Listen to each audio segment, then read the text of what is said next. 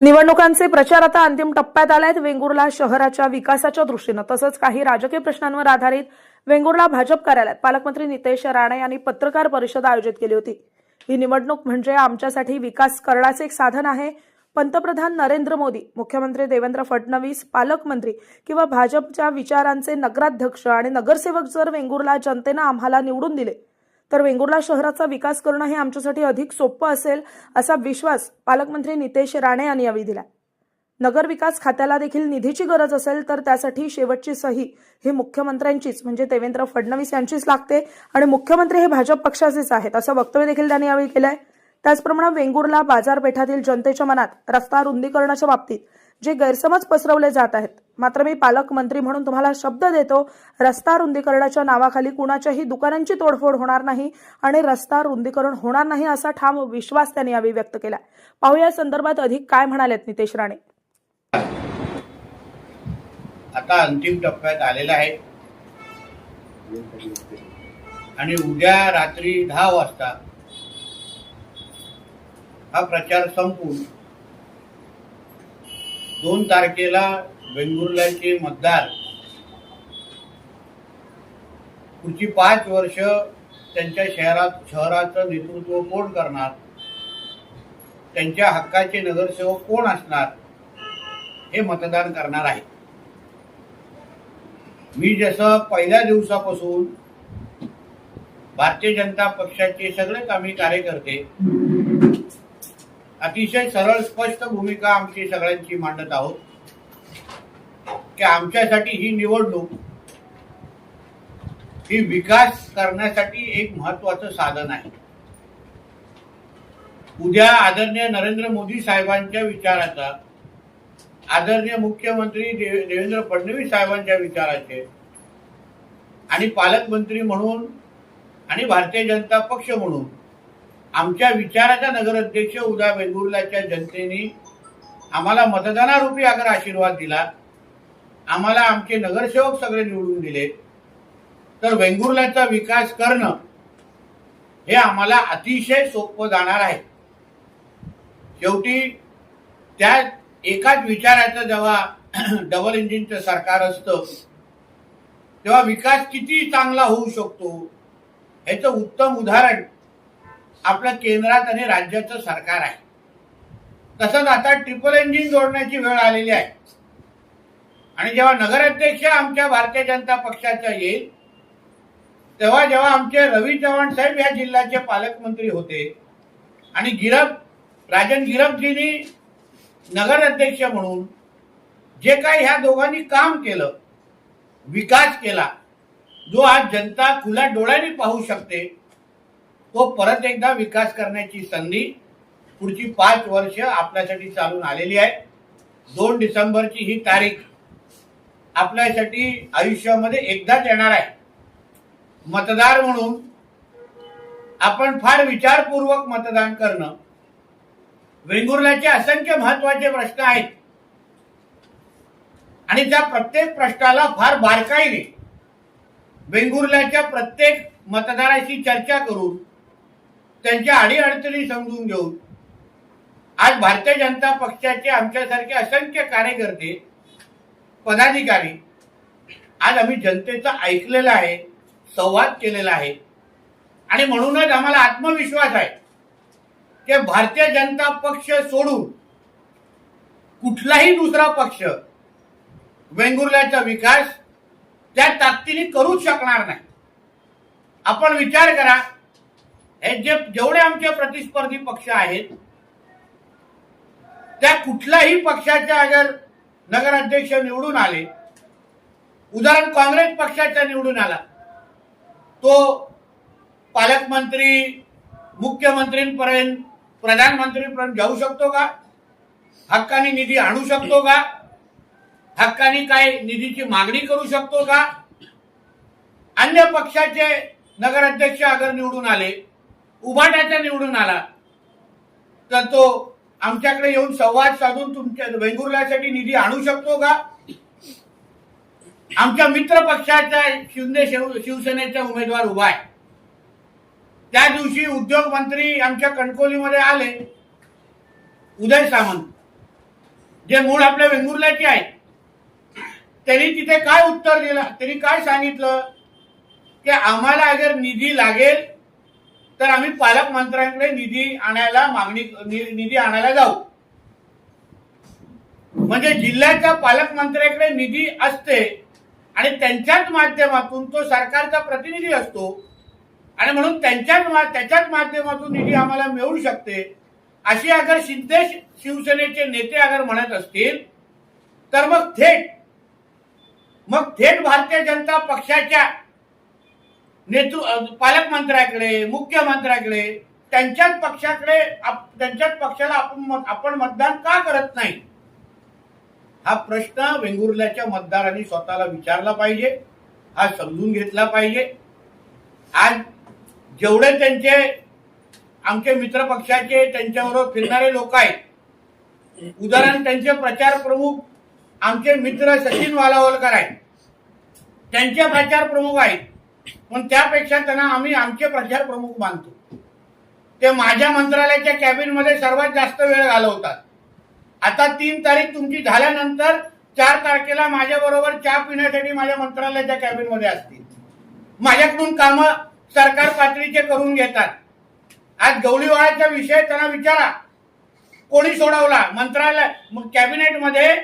तेव्हा दीपक केसरकरजी, मला आठवतं सावंतवाडीमध्ये एका बैठकी मी होते, मंगळवारचा दिवस होता आणि मी आणि आदरणीय बावनकुळे साहेब महसूल मंत्री म्हणून आम्ही तो कॅबिनेटमध्ये विषय सोडवला आणि तो मार्गी लावलेला आहे.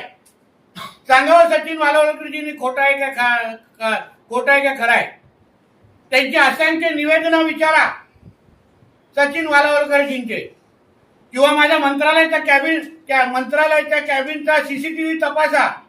सचिन वालावलकरजी हे माझ्याकडे किती काळ असतात, कसे माझ्याकडे प्रश्न सोडून घेतात आणि इथे आल्यावर भाषा थोडी त्यांची वेगळी होते, पण तरी आम्ही त्यांना मित्र म्हणून त्यांना माफ करणार. टॅक्स फ्री माणूस आहे सचिन वालावलकर, आम्ही काय त्याला टॅक्स लावणार नाही, कारण का आमचाच आहे, कुठेही असला तरी आमचाच आहे. प्रत्येक निधी असो, परवानगी असो, आता पण ताजची परवानगी, ताजमध्ये जी शिरोडामध्ये ताज होते ते MCZMA मी आणली आणि आज ताजचा मार्ग तिथे मोकळा झालेला आहे, कारण का अधिकार माझ्याकडे आहे. पालकमंत्री म्हणून अधिकार माझ्याकडे आहे. आदरणीय दीपक केसरकर साहेब पालकमंत्री राहिलेले आहेत, कॅबिनेट मंत्री राहिलेले आहेत, कॅबिनेटमध्ये त्यांनी काम केलेलं आहे. त्यांना चांगल्या पद्धतीने माहिती आहे की कॅबिनेट मंत्र्याला, पालकमंत्र्याला काय अधिकार असतात, हे चांगल्या पद्धतीने माहिती आहे त्यांना.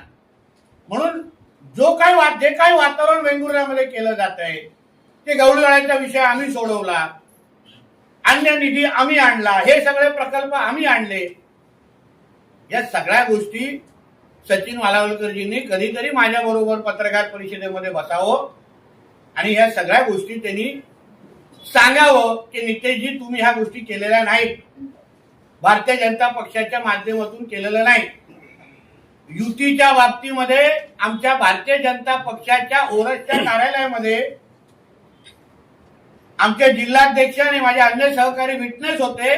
सचिन वालावलकरजींनीच मला सांगितलं की नितेशजी जिल्ह्यामध्ये युती करू नका. विचारा सचिन वालावलकरजींनी खरं आहे का खोटं आहे. म्हणून या सगळ्या गोष्टी आज ज्या पद्धतीने एक वेगळं चित्र दाखवलं जात आहे ते अत्यंत चुकीचं आहे. मी आमच्या वेंगुर्ल्याच्या माता भगिनी मतदारांना आणि सर्व मतदार बंधूंना सांगेन की आज भारतीय जनता पक्षाची सत्ता आज देशभरामध्ये प्रत्येक राज्य, बिहार सारखं राज्य त्या जनतेने आम्हाला निवडून दिलेलं आहे. पंतप्रधानांच्या नेतृत्वावर विश्वास ठेवला आहे. राज्यामध्ये आदरणीय देवेंद्र फडणवीस साहेबांचं काम गेल्या 11 महिने अतिशय ताकदीने सुरू आहे, अतिशय ताकदीने सुरू आहे. आणि म्हणून विकास करायचा असेल, निधी आणायचा असेल, कुठल्याही परवानगी आणायच्या असतील तर भारतीय जनता पक्षाशिवाय दुसरा पर्याय नाही. कारण सत्तेमध्ये बसलेल्या अधिकाराची सगळी पदं हे आज भारतीय जनता पक्षाकडे आहे. विचारा सरकारमधल्या कुठल्या फाईलीचं शेवटची सही, कुठली फाईल घ्या, शेवटची सही ही आदरणीय मुख्यमंत्र्यांची असते. उद्या नगर विकास खात्याला निधी पण द्यायची असेल तर शेवटची सही ही मुख्यमंत्र्यांची लागते. म्हणूनच तर काल आमचे रवी चव्हाण साहेब काय बोलले, एक नंबरलाच महत्व असतं. आज एक नंबरला आमचे आदरणीय देवेंद्र फडणवीस साहेब आहेत. उद्या नगर विकास खात्या अंतर्गत पण या नगर पंचायतीला जर निधी आणायची असेल तर त्याला शेवटची सही ही आदरणीय देवेंद्र फडणवीसांचीच लागणार मुख्यमंत्री म्हणून, दुसरा कोणाचीच लागणार नाही. म्हणून वेंगुर्ल्यातले कुठलेही महत्वाचे प्रश्न, कुठल्याही समस्या सोडवायची असेल, उदाहरण आमच्या बाजारपेठातला विषय, मी आज जिल्ह्याचा पालकमंत्री म्हणून मी बाजारपेठामध्ये असलेल्या माझ्या प्रत्येक व्यापारी बंधू भगिनींना मी आज ह्या पत्रकार परिषदेच्या निमित्ताने शब्द देतोय, रेकॉर्ड करून ठेवा. ही पत्रकार परिषद रेकॉर्ड करून ठेवा की जे तुमच्यामध्ये जे गैरसमज पसरवलं जात आहे, जे सांगितलं जात आहे की राजन गिरपजी परत निवडून गेले तर रुंदीकरणाच्या नावाने आमचे दुकानाचं नुकसान होणार. मी माझ्या वेंगुर्ल्याच्या व्यापारी बंधू भगिनींना मी शब्द देतो या पत्रकार परिषदेच्या निमित्ताने की तुमच्या एकही इंच तुमच्या दुकानाचा रुंदीकरणाच्या नावाने करायला देणार नाही. रुंदीकरण हा विषय संपलेला आहे. बिलकुल रुंदीकरण होणार नाही. राजन गिरपजी त्या खुर्चीवर बसले असले तरी नगराध्यक्ष म्हणून नितेश राणे तिथे बसलेला हे लक्षात घ्या. मला मत देताय तुम्ही पालकमंत्र्यांना. तुमचं मत हे नगराध्यक्षाला आणि पालकमंत्र्याला पण जात आहे. माझी पण तेवढीच नैतिक जबाबदारी असेल की तुम्हाला दिलेला प्रत्येक शब्द पाळण्याचा. म्हणून बाजारपेठामध्ये व्यापाऱ्यांच्या इच्छेच्या विरुद्ध काहीच होणार नाही हे मी आज अधोरेखित करून ठेवतोय तुम्हाला या पत्रकार परिषद निमित्ताने. काहीच होणार नाही. म्हणून कोणीही तुम्हाला गैरसमज पसरवत असेल तर त्याची कुठलीच चिंता करू नका. मी असेपर्यंत कुठल्याही व्यापाऱ्यांच्या विरोधात निर्णय घ्यायला देणार नाही. कुठलाही एकही रुंदीकरणाचं काम तो विषय आता थांबलेला आहे. जे होईल व्यापाऱ्यांना विश्वासात घेतल्यानंतर चर्चा करू. मग 6 आणि 7 नंबर वॉर्ड मध्ये जमिनी एकाच्या आहेत, घरं दुसऱ्याची आहेत. मी आज जिल्ह्याचा पालकमंत्री म्हणून आणि सरकारचा प्रतिनिधी म्हणून मी तुम्हाला त्या वॉर्डच्या जनतेला मी विश्वास देतो. प्रॉपर्टी कार्ड तुमच्या नावाने करण्याचं काम आज जिल्ह्याचा पालकमंत्री म्हणून नितेश राणे तुम्हाला करून देईल. कोणालाही त्या बाबतीमध्ये इकडे तिकडे जायची गरज वाटणार नाही. जसं या इकडच्या निवडणुका संपतील मी कलेक्टरांना मीटिंग लावायला सांगेन आणि तुमच्या नावाने प्रॉपर्टी कार्ड करून देण्याचा आदेश देऊन टाकीन आणि ते काम तुम्हाला करून देईल. तुम्ही निश्चिंत करा. म्हणून अशा पद्धतीच्या कुठल्याही चुकीच्या अफवांना तुम्ही बळी पडू नका. शेवटी सत्ता कोणाकडे आहे, निर्णय कोण घेऊ शकतं, सह्या कोण करू शकतात. आज कुठल्याही शहराला विकास निधी द्यायची असेल तर पालकमंत्री म्हणून माझी सही घेतली जाते. त्या पदाला महत्व आहे. म्हणून ह्या शहरामध्ये 18 प्रकारच्या नागरी सुविधा देणं, ड्रेनेज पासून पार्किंग पासून, आता आपल्या बाजारपेठाच्या निमित्ताने आपल्याला पार्किंगमुळे त्रास होतो. व्यापाऱ्यांची आम्ही चर्चा केली. म्हणून चांगली पार्किंगची सुविधा या शहरामध्ये लगत असलेल्या काही आरक्षित जमीन आपण पाहू आणि अतिशय चांगली पार्किंगच्या सुविधा आपण लोकांना उपलब्ध करून देऊ, जेणेकरून या बाजारपेठामध्ये फिरणाऱ्या लोकांना, गिरायकांना त्रास होणार नाही आणि त्याच्यामुळे आपल्या व्यापाऱ्यांना मदतच होणार. ह्या पद्धतीची पार्किंग सुविधा आपण तयार करून देऊ. तसंच मच्छी मार्केट संदर्भात लोकांना आता अन्य भागामध्ये मच्छी विक्रेते बसतात, त्याबद्दलची काही प्रश्न आहेत. त्यांना ते माझ्याच मत्स्य खात्या अंतर्गत मी आणि नगरपालिका, नगर परिषदा एकत्र मिळून आम्ही तो निर्णय घ्यायचा असतो.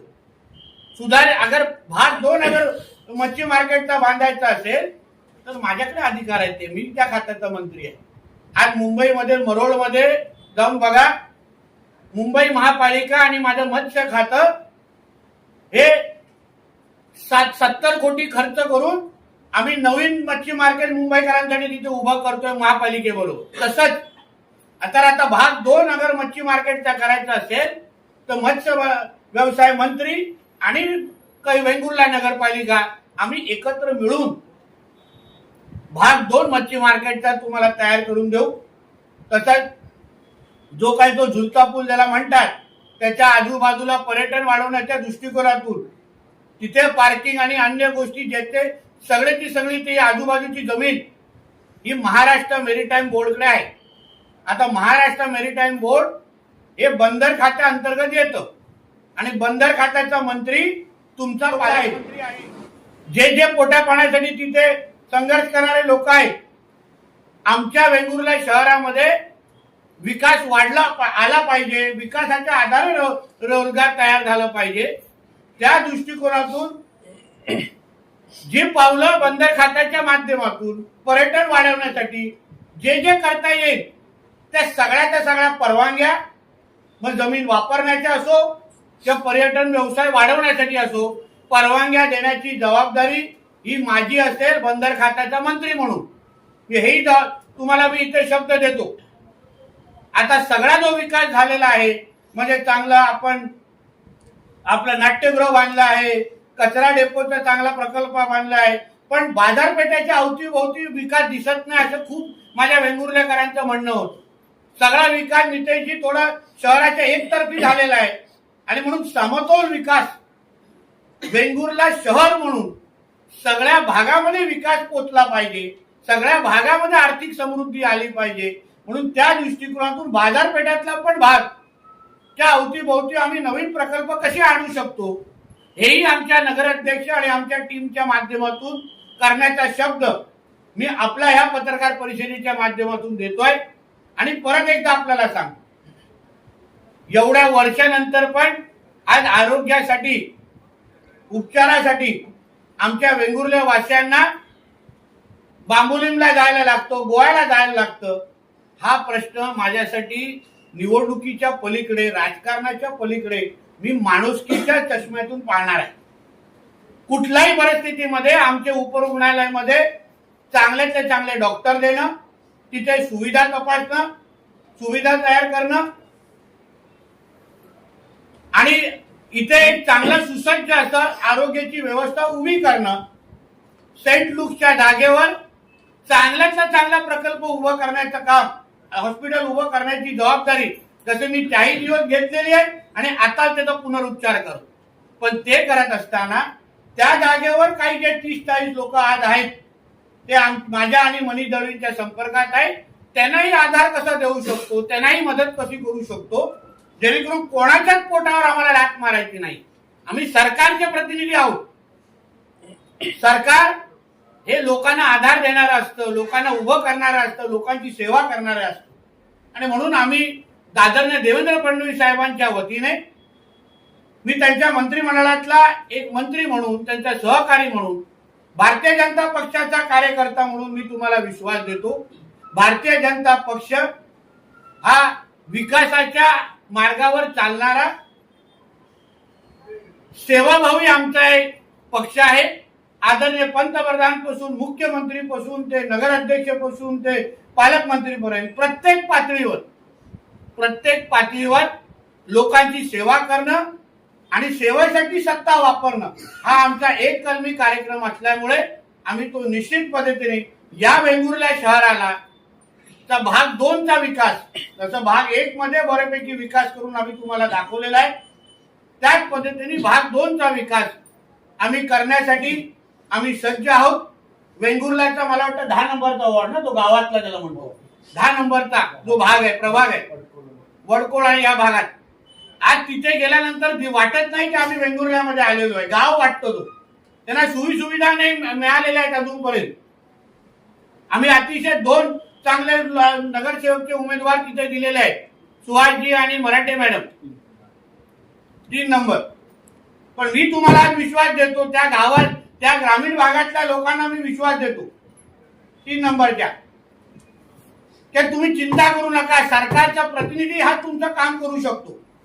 सरकारचे प्रतिनिधी तुमच्या घराघरामध्ये विकास आणू शकतो. तिथे अंगणवाडीचा विषय आहे, जिल्हा परिषदच्या शाळेचा विषय आहे, मुलांना शिकवण्यासाठी तिथे त्या दिवशी महिलांनी आम्हाला येऊन आमच्याकडे प्रश्न विचारला. आणि म्हणून ह्या सगळ्या गोष्टी प्रत्येक प्रभागामध्ये विकास पोहोचवण्याची जबाबदारी ही भारतीय जनता पक्ष म्हणून आमची आहे. प्रत्येक जिल्ह्याला एक उमेदचा मॉल तालुकानिहाय एक तालुक्याला एक उमेदचा मॉल देण्याचा निर्णय आमच्या आदरणीय देवेंद्र फडणवीस साहेबांनी घेतलेला आहे. तसंच आमच्या वेंगुर्ला जिल्ह्याच्या माता भगिनींसाठी ज्या बचत गट आमच्या इथे आहेत, जे उद्योग करतात, ज्यांना स्वतःच्या पायावर आमच्या माता भगिनींना उभं करायचं आहे, लाडली बहीण योजना एका बाजूला, पण कायमस्वरूपी उद्योजक बनवण्याच्या दृष्टिकोनातून उमेद सारखे मॉल आमच्या वेंगुर्ल्यामध्ये उभे करण्याची जबाबदारी ही माझी असेल. हाही शब्द तुम्हाला मी आजच्या निमित्ताने देतो. वेंगुर्ल्याचा विकास करणं आणि वेंगुर्ल्याला पुढच्या 25 वर्षासाठी वेंगुर्ल्याचं नियोजन हे आमच्या नजरेसमोर अतिशय महत्वाचं आहे. आणि त्याच दृष्टिकोनातून आम्ही लोकांकडून आशीर्वाद, मतदानारूपी आशीर्वाद आज मागतोय. लोकांनी एकदा 2 तारखेला आम्हाला राजन गिरपजी आणि आमच्या सगळ्या नगरसेवक टीमना अगर आशीर्वाद त्यांनी दिला तर जिल्ह्याचा पालकमंत्री म्हणून, देवेंद्र फडणवीस साहेबांच्या कॅबिनेटचा सहकारी म्हणून मी आपल्याला विश्वास देतो की वेंगुर्ला शहराचा विकास हा लोकांच्या इच्छा अनुसार, लोकांची प्रत्येक स्वप्न पूर्ण करण्याची जबाबदारी ही माझी असेल, आमच्या सगळ्यांची असेल. एवढंच या निमित्ताने सांगतो. त्यांनी जो कणकवली पॅटर्न झालेला आहे त्याबाबत कानावर हात ठेवले, ते म्हणतायत की अशी युती झालीच नाही. आता शिवसेनेच्या किंवा उभाटाच्या जिल्हा प्रमुखासाठी अगर शिंदे साहेबांची लोक अगर यायचे येऊन प्रचार करत असतील आणि शिंदे साहेब तिथे कानडोळा करत असतील तर एवढ्या ज्येष्ठ नेत्याला मी कसं काय उत्तर द्यायचं? मुळामध्ये शिंदे साहेबांनी उठाव केला कशाला? कारण का उद्धवजींनी त्यांच्यावर अन्याय केला असं ते म्हणतात. या सगळ्या आमच्या त्यांच्या शिवसेनेच्या कार्यकर्त्यांवर, सहकार्यांवर अन्याय केला म्हणून ते सांगतात आणि म्हणून त्यांनी उठाव केला. पण आता अगर त्यांच्याच जिल्हा प्रमुखांसाठी येऊन त्यांचेच नेते मंडळी अगर प्रचार करत असतील तर मग मुळामध्ये उठावाला काय अर्थ होता का? हा प्रश्न आता सिंधुदुर्ग करणं, आता महाराष्ट्राची जनता विचारते. तिथे कानडोळा करून उपयोग नाही. पण शेवटी कधीतरी या प्रश्नाचं उत्तर द्यायलाच लागेल की शिवसेनेच्या अधिकृत जिल्हा प्रमुख संदेश पारकरांसाठी शिंदे सेना का उतरली, शिंदे सेना का प्रचार करते, शिंदे सेनेचा एकही उमेदवार पॅनलमध्ये नसताना पण का उद्धवजींच्या उमेदवारासाठी त्यांना प्रचार करायसारखं वाटतं, याचं उत्तर कधी ना कधीतरी एकनाथ शिंदेजींना द्यायला लागेल. ते लपू शकणार नाही. आम्ही नक्की पाळणार. म्हणून तर मी तुम्हाला काल पण सावंतवाडीमध्ये बोललो की आमच्याकडून कधीच आमच्या मित्र पक्षांवर तुम्ही 11 दिवस बघा, आम्ही कुठेच काय त्यांच्यावर टीका टिप्पणी केली नाही. आमच्यावर असंख्य वार झाले, आमच्यावर खालच्या पातळीची टीका झाली, सगळ्या उणीधुळी काढण्यात आल्या. पण एक भारतीय जनता पक्षाच्या आमच्या नेत्याचं वक्तव्य दाखवा जे महायुतीच्या विरोधात असेल, कुठेही दाखवा. म्हणून आम्ही महायुतीचे घटक पक्ष म्हणून, भारतीय जनता पक्ष म्हणून आजही मान ठेवतोय आणि उद्याही मान ठेवणार.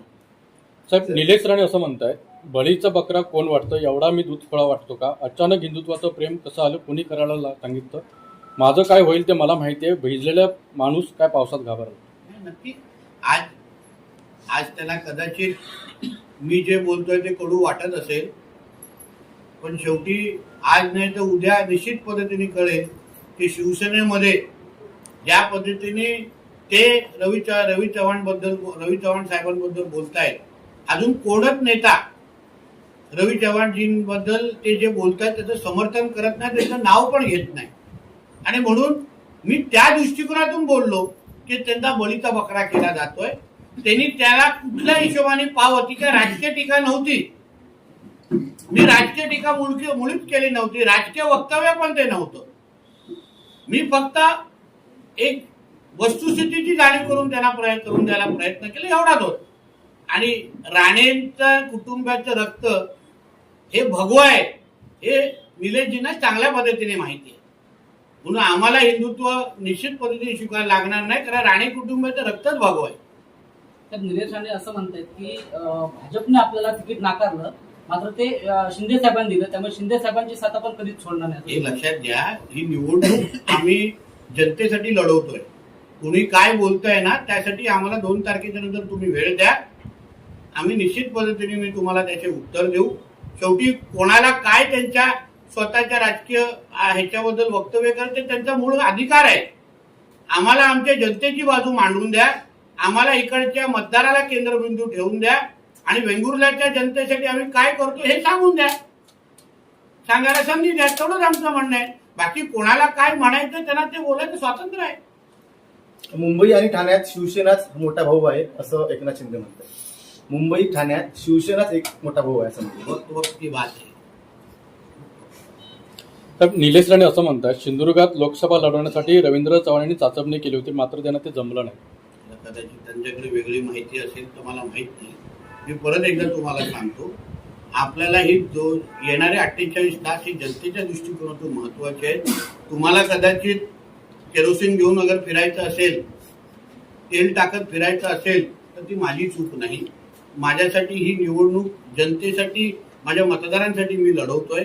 कोणाला काय उत्तरं द्यायची आहेत, कोणाला काय त्याच्याबद्दल राजकारणाबद्दल त्यांना पूर्ण पद्धतीने स्वातंत्र्य आहे. मी वेंगुर्ल्याच्या जनतेसाठी आमच्या असलेला प्लॅन आपल्या सगळ्यांच्या समोर ठेवलेला आहे आणि म्हणून त्या दृष्टिकोनातून मी आपल्या समोर विषय मांडलेला आहे. साहेब, भाजप हा बाटलेला पक्ष आहे अशी माणिकराव कोकाटे यांनी टीका केली. मला असं वाटतं ह्याचं उत्तर मुख्यमंत्री साहेब त्यांना निश्चित पद्धतीने देतील. त्यांना कृषी मंत्रीवरून क्रीडा मंत्री का केलं त्याचं अतिशय उत्तम प्रदर्शन ते स्वतःच करतायत. एक सर प्रश्न फक्त आहे. नगर परिषद निवडणुकीतून मविया गायब झाली आहे अशी टीका एकनाथ शिंदे करतात आणि त्याचबरोबर ते असं म्हणतायत की दोन्ही भाऊ म्हणजे ठाकरे बंधू एकत्र जरी आले तरी सत्ता जी आहे ती महायुतीचीच येईल. ते बरोबर आहे. कारण का शेवटी महाविकास आघाडीला तर दुर्बीण घेऊन शोधायला लागतंय.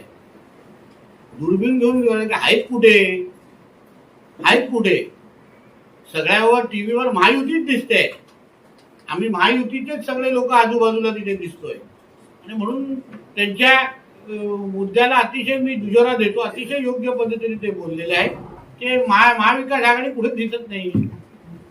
भावपूर्ण श्रद्धांजली झालेली आहे. सर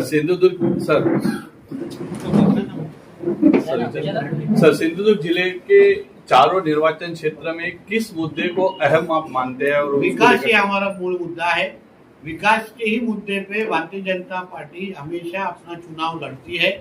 अपने संकल्प पत्र में दिया हुआ प्रत्येक वादा पूरा करने का काम अभी तक भारतीय जनता पार्टी ने हमेशा किया है. वो लोकसभा हो, विधानसभा सभा हो या ये स्थानिक चुनाव हो, हमारे संकल्प पत्र ये लोगों का विश्वास देने के लिए और हम जो आगे 5 साल में जो काम करने वाले हैं वो उसका प्रदर्शन करने के लिए हमारे लिए वो महत्वपूर्ण होता है. इसलिए हमारे लिए चुनाव ये विकास करने के लिए एक महत्वपूर्ण साधन है और उसी के लिए हम ये चुनाव लड़ते हैं.